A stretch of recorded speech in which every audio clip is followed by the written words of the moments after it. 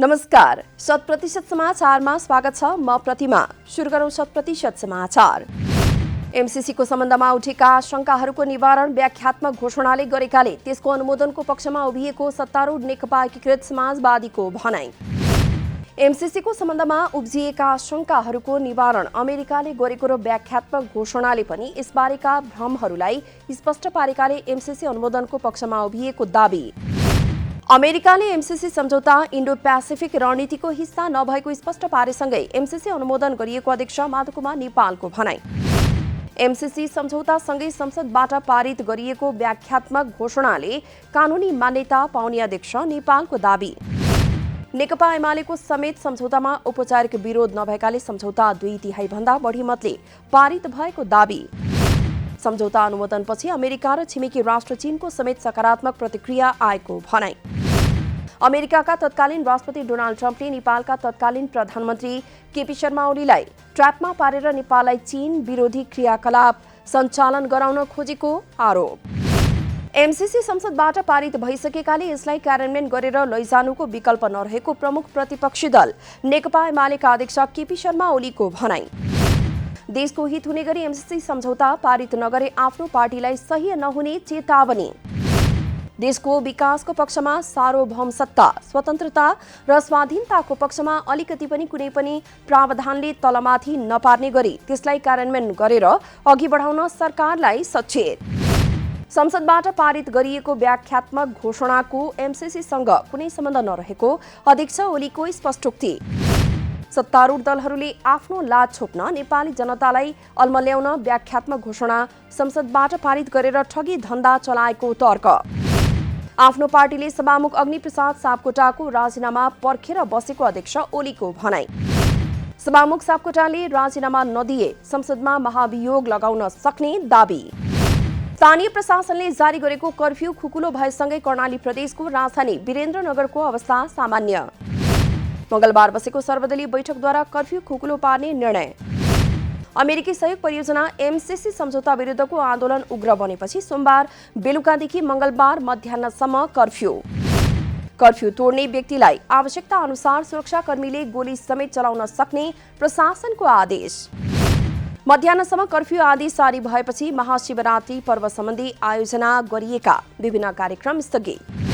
वीरेन्द्रनगरको मंगलगढी चोक, एरी चोक र वीरेन्द्र चोकको प्रहरी बीट पनि बन्दकर्ताद्वारा सोमबार राति पनि तोडफोड। फागुन कृष्ण चतुर्दशी तिथि महाशिवरात्रि पर्व आराध्य देव भगवान शिवको पूजा आराधना गरी मनाइयो। वैदिक सनातन हिन्दू धर्मावलम्बीहरूद्वारा मंगलबार बिहानैदेखि नदी, कुण्ड र तलाउमा स्नान गरी शिवालयमा गई श्रद्धा भक्तिपूर्वक पूजा आराधना। शिवजी उत्पत्ति हुनुभएको रातका नामबाट नामाङ्करण भएको शिवरात्रि पर्व कालरात्रि, मोहरात्रि, सुखरात्रि र शिवरात्रि नामक 4 प्रमुख रात्रिमध्ये एक पवित्र पर्व। महाशिवरात्रि पर्वको अवसरमा कपिल वस्तुको तौली हवाईस्थित तौलेश्वर नाथ महादेवको मन्दिरमा आज बिहानैबाट दर्शन गर्नेहरूको भिड। नेपालको दोस्रो पशुपतिनाथ र एसियाकै सबैभन्दा ठूलो शिवलिङ्ग मानिएको तौलेश्वर नाथ महादेव मन्दिरमा हरेक वर्ष जस्तै आज पनि महाशिवरात्रि पर्वका अवसरमा दर्शन गर्नेहरूको लाग्यो भिड। कोरोनाको संक्रमण कायमै रहे पनि विगत 2 वर्षपछि भक्तजनको लागेको हो भिड। विक्रम सम्वत 1872 सालमा स्थापित तौलेश्वर महादेवको मन्दिर हिन्दू धर्मावलम्बीहरूको ठूलो आस्थाको केन्द्र। महाशिवरात्रि पर्व मानव शिवत्वका असल भावना जगाउन प्रेरणा दिने पर्व भएकाले पनि शिवरात्रिको रहेको छ विशेष महत्व। आजको दिन भगवान शिवको पूजा गर्नाले दिव्य ज्ञान प्राप्त गर्न सकिन्छ भन्ने रहेको छ पौराणिक मान्यता। फागुन कृष्ण चतुर्दशीका दिन मनाइने महाशिवरात्रि पर्वलाई दिन दुखी र कष्टपूर्ण अवस्थामा रहेका प्राणीको हृदयमा धर्मको उदय गराउने आशुतोष भगवान शिवको अति प्यारो दिनका रूपमा चित्रण। पशुपतिनाथमा दर्शन गर्ने राम्रो व्यवस्था गरिएको भन्दै दर्शनार्थीहरू खुसी। महाशिवरात्रिको अवसर पारेर मंगलबार बिहानै पशुपतिनाथ दर्शन गर्न पुगेका दर्शनार्थीहरूद्वारा सहज र आनन्द हुने गरी दर्शन गर्ने व्यवस्था गरेको भन्दै खुलेर प्रशंसा। धेरै आनन्दसँग पशुपतिनाथको दर्शन गर्न पाइएको काठमाडौँ कलङ्कीकी नारायणी खड्काको भनाई। धेरै व्यवस्थित ढंगले पशुपतिनाथको दर्शन गर्ने व्यवस्था गरेको स्याङ्जा गल्याङ्की माया तिवारीको भनाई। विगतका वर्षहरूमा भन्दा यो वर्ष दर्शन गर्ने अत्यन्तै राम्रो व्यवस्था भएको भन्दै काठमाडौँ मनमैजुकी शान्ता थपलियाद्वारा खुशी व्यक्त। स्वयंसेवकहरूको सक्रियताले पनि दर्शनार्थीलाई पशुपतिनाथको दर्शन गर्न धेरै सहज। भारतबाट मूल्य बढेर आएको भन्दै नेपाल ओइल निगमले इन्धनको नयाँ विवरण सार्वजनिक गर्यो। नयाँ मूल्य अनुसार आगामी 15 दिनमा करिब 3 अर्ब 9 करोड घाटा हुने निगमको भनाई। निगमका अनुसार अन्तर्राष्ट्रिय बजारमा पेट्रोलियम पदार्थको मूल्य बढिरहेकाले इन्डियन ओइल कर्पोरेसन आईओसीले बढाएर पठायो नयाँ मूल्य सूची। विश्वमा कच्चा तेलको मूल्य झण्डै अमेरिकी डलर 95 देखि 105 प्रति ब्यारेल पुगिसकेको अवस्थामा इन्डियन ओइल कर्पोरेसनले आज नयाँ मूल्य सूची पठाएको निगमले विज्ञप्ति मार्फत गराएको हो जानकारी।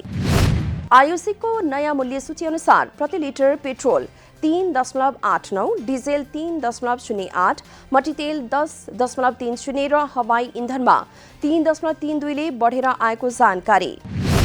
समायोजन हुँदा पनि प्रति महिना करिब 6 अर्ब भन्दा बढी नोक्सानी हुने अनुमान। नेपाली सेनाले मनायो मंगलबार सेना दिवस। दिवसको अवसरमा काठमाडौँ स्थित सैनिक मञ्च टोडीखेलमा आकर्षक सैनिक कौशल प्रदर्शन सहित विविध कार्यक्रम। सेनाका परमाधिपति राष्ट्रपति विद्यादेवी भण्डारी समारोहमा सहभागी। महाशिवरात्रिका दिन आयोजित समारोहमा राष्ट्रपति भण्डारीलाई सेनाको एक टुकडीद्वारा सलामी अर्पण। राष्ट्रपतिद्वारा पनि सैनिक स्मारकमा पुष्पहार अर्पण। समारोहमा उपराष्ट्रपति नन्दबहादुर पुन, प्रधानमन्त्री शेरबहादुर देउवा, सभामुख अग्निप्रसाद सापकोटा लगायत मन्त्री सचिव सुरक्षा निकायका प्रमुख उपस्थित। समारोहमा नेपाली सेनाको हेलिकप्टरबाट राष्ट्रिय झण्डा र ब्यानर प्रदर्शन तथा पुष्पवृष्टि। सेनाद्वारा महाशिवरात्रि बढाई कवाज एवं हात हतियार तथा यन्त्र उपकरण प्रदर्शन गर्दै विभिन्न संस्कृति झल्कने नृत्य एवं झाँकी प्रस्तुत। आगामी चैत्र 15 गते अघि संघ प्रदेश र स्थानीय तहमा कामका लागि खटिएका कर्मचारीलाई आफू पदाधिकार रहेकै कार्यालयमा फिर्ता गर्न निर्वाचन आयोगको सरकारलाई निर्देशन। चैत्र 15 अगावै संघ प्रदेश र स्थानीय तहमा स्वीकृत दरबन्दीको तह र पदनाम बमोजिम सरुवा पदस्थापन भएका कर्मचारीलाई निर्वाचन सम्पन्न नभएसम्म अन्यत्र काजमा खटाउन नपाइने। निर्वाचनमा स्थानीय प्रशासनको भूमिका प्रभावकारी बनाउन जिल्ला प्रशासन कार्यालयका प्रमुख जिल्ला अधिकारी लगायत सबै कर्मचारीहरू चैत्र 15 अघि नै पदस्थापन र सरुवा गर्न निर्देशन। निर्वाचनका लागि मतदान केन्द्रमा आवश्यक हुने विभिन्न सामग्री मध्ये प्रदेश तथा जिल्ला निर्वाचन कार्यालयहरूबाट खरिद गरिने 15 प्रकारका सामग्रीहरू व्यवस्थापन गर्न निर्देशन। आगामी वैशाख 30 गते सम्पन्न हुने स्थानीय तह निर्वाचनका लागि 80 राजनीतिक दल आयोगमा दर्ता। रामेछापको सदरमुकाम मन्थलीको आकाशमा रहेको रामेछाप विमानस्थलको विस्तारका लागि 1 महिना नोटाम जारी गरियो। रामेछापको सदरमुकाम मन्थलीको आकाशमा रहेको रामेछाप विमानस्थलमा जहाज पार्किङ एरिया विस्तारको लागि 1 महिना नोटाम गरिएको थियो जारी। नोटाम जारी गरिएको अवधिमा निर्माण कार्यको प्रगति भने शून्य। 4वटा जहाज पार्किङ गर्न सकिने रामेछाप विमानस्थलमा 8वटासम्म जहाज अटाउन सकिने गरी पार्किङ एरिया विस्तार गर्न नोटाम गरिएको थियो जारी। माघ 1 गतेबाट फागुन 2 गते बिहानसम्मको लागि नोटाम जारी गरिएको भए पनि 1.5 महिना बितिसक्दा समेत काम सुरु हुन भने सकेन। सुरक्षाको हिसाबले विमानस्थल संवेदनशील हुने भएकाले निर्माण कार्य भइरहँदा नोटाम जारी गरी निश्चित अवधिका लागि विमान अवतरण र उडान गर्न निश्चित। पर्यटकीय सिजन चैत्र वैशाख र जेठ महिनामा रामेछाप विमानस्थल हुँदैन। स्वदेशी तथा विदेशी पर्यटकहरू सगरमाथाको जाने गर्दछन् आधार शिविर। यस वर्षका लागि उडान बुकिङ आउन थालिसकेको एयरलाइन्सद्वारा जानकारी। कोरोना महामारीका कारण 2 वर्षदेखि थलिएर बिस्तारै तङ्ग्रिन लागेको पर्यटन व्यवसाय निर्माण व्यवसायको लापरवाहीले पुनः प्रभावित। काठमाडौँबाट नजिक रहेको र साना विमानस्थलहरूमा हवाई इन्धन सहितको व्यवस्था भएको पूर्वी क्षेत्रकै एकमात्र विमानस्थल भएकाले इमर्जेन्सी विमान अवतरणका लागि समेत रामेछाप विमानस्थल मानिन्छ उपयोगी। विगतमा दैनिक 70 उडानसम्म भरेको रेकर्ड रहेको विमानस्थलको भनाई। गौतम बुद्ध अन्तर्राष्ट्रिय विमानस्थलमा आगामी जेठ 2 गते बुद्ध जयन्तीका दिनबाट व्यावसायिक उडान सञ्चालन हुने। गौतम बुद्ध अन्तर्राष्ट्रिय विमानस्थलको प्राविधिक जाँच प्रमाणित गर्न एरोथाईले यान्त्रिक परीक्षण उडान क्यालिब्रेसन फ्लाइट सम्पन्न गरेसँगै बुद्ध जयन्तीका दिनदेखि व्यावसायिक उडान हुने नागरिक उड्डयन प्राधिकरणको भनाई। एरोथाईको क्यालिब्रेसन फ्लाइट सकिएसँगै नागरिक उड्डयन प्राधिकरणले विमानस्थलमा वैशाख 1 गतेबाट परीक्षण उडान गर्ने तयारी तीव्र। वैशाख 1 गते नेपाल वायुसेवा निगमको वाइडबडी जहाज मार्फत परीक्षण उडान गरिने पनि प्राधिकरणको भनाई। महानिर्देशक अधिकारीद्वारा गौतम बुद्ध विमानस्थल सञ्चालनको लागि नेपालमा अन्तर्राष्ट्रिय सेवा सञ्चालन गर्ने विमान कम्पनीहरूसँग औपचारिक रूपमा छलफल भइरहेको जानकारी। सरकारले भएको संरचनाबाट विमानस्थल राम्रो बनाउने भए पनि खोजे जस्तो राम्रो बनाउने उत्तम उपाय निजी क्षेत्रलाई सञ्चालन गर्न दिने नै रहेको अधिकारीको भनाई। भारतसँग सीमा जोडिएको कपिलवस्तुका सबै नाका मंगलबारबाट 2 दिनका लागि बन्द। सीमावर्ती भारतीय जिल्ला सिद्धार्थनगरमा फागुन 19 गते हुने निर्वाचनलाई मध्यनजर गर्दै नेपाल भारत सीमा नाका बन्द हुने कपिलवस्तुका प्रमुख जिल्लाधिकारी चक्रपाणी पाण्डेको भनाई। निर्वाचन सकिनु 48 घण्टा पूर्व 1 मार्च अर्थात् फागुन 17 गते बेलुकी 6 बजेबाट सुरक्षाका लागि नेपाल भारत आवजावत गर्न सीमा बन्द। टाढाबाट नियमित रूपमा नेपाल आउने यात्रु भित्र नसक्ने, नेपालबाट प्रवेश रोकिने। इमर्जेन्सी मेडिकलका लागि जानु परेको अवस्थामा सीमामा रहेका नेपाली सुरक्षा इन्चार्ज मार्फत सीमावर्ती सुरक्षा इन्चार्जसँग समन्वय गरी जान सकिने। इलाम नगरपालिकाद्वारा जनक पार्क निर्माण 8,65,160 रुपैयाँ लागतमा भएको हो पार्क निर्माण। पार्कमा राखिने मूर्ति 3,75,000 मा गोल सिमल मूर्तिशालाले खरिदको जिम्मा लिएको इलाम नगरपालिकाको भनाई। इलाम नगरपालिका 7, 8 र 9 नम्बर वडाको संगम स्थलमा जनक पार्क निर्माण। 3 वडाको संगम स्थललाई राजा जनकको नाममा समर्पित गरेर चोकको नाम जनक चोक नामाङ्करण। धितोपत्र बजारमा सर्वसाधारणको सहभागिता पछिल्लो समय उत्साहजनक रूपमा बढ्दै। गत आर्थिक वर्षको असारसम्ममा करिब 37 लाखको संख्यामा रहेको हितग्राही खाता चालु आर्थिक वर्षको फागुन 16 गतेसम्म 50 लाख नाघ्यो। पछिल्लो विवरण अनुसार हाल डिम्याट खाताको संख्या 50,07,242। डिम्याट खाताका साथै मेरो शेयर खाताको संख्या 41 लाख नाघ्यो।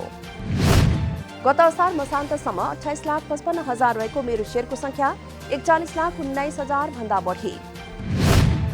निक्षेप सदस्यका रूपमा सेवा प्रवाह गर्ने सदस्यको संख्या गत आर्थिक वर्षको अन्त्यमा 78 रहेकोमा सार्वजनिक पछिल्लो तथ्याङ्क अनुसार तेस्रो सदस्य संख्या 82 पुग्यो। पछिल्लो समय कम्पनीले निष्कासन गर्ने आइपिओमा 25 लाख भन्दा बढीले आवेदन दिँदै। रुसले गरेको तोप आक्रमणका कारण युक्रेनको उत्तर पूर्वी शहर ओक्तिर्कामा 70 जना युक्रेनी सैनिकको मृत्यु। रुसले प्रहार गरेको तोपका कारण ठूलो संख्यामा हताहती भएको स्थानीय अधिकारीलाई उद्धृत गर्दै अन्तर्राष्ट्रिय सञ्चार माध्यमद्वारा जानकारी। सुमी राज्यका प्रशासनिक प्रमुख डिमित्रोका अनुसार रुसी तोपले युक्रेनी सेनाको युनिट नै ध्वस्त। भग्नावशेषबाट शव निकाल्न स्वयंसेवी तथा उद्धारकर्मीहरू खटिए। युक्रेनको रक्षा मन्त्रालयद्वारा रुसले आक्रमण गरेपछि भएको सङ्घर्षका सुरुका 4 दिनमा 5,000 बढी रुसी सैनिकको मृत्यु भएको दावी। विश्व फुटबलको प्रशासकीय निकाय फिफाद्वारा रुसी राष्ट्रिय टिम तथा रुसी क्लबहरूलाई सबै प्रतियोगिताबाट निलम्बित। रुसले युक्रेनमा आक्रमण गरेको विरोधमा फिफा र युरोपियन फुटबलको प्रशासकीय निकाय युइएफएले रुसी फुटबलमा तत्कालका लागि प्रतिबन्ध। अर्को सूचना नआउँदासम्म रुसी राष्ट्रिय टिम र क्लबमाथिको प्रतिबन्ध कायम रहने। नेपाल सुपर लिग एनएसएलद्वारा दोस्रो संस्करणको अक्सनका लागि खेलाडीको सूची सार्वजनिक। एनएसएलद्वारा मंगलबार अक्सनका लागि 242 खेलाडीको सूची सार्वजनिक। अक्सनका लागि खेलाडीहरूलाई क्याटेगोरी ए, बी र सी मा राखियो। अवस्था 100% समाचार अहिलेलाई यति नै। नमस्कार।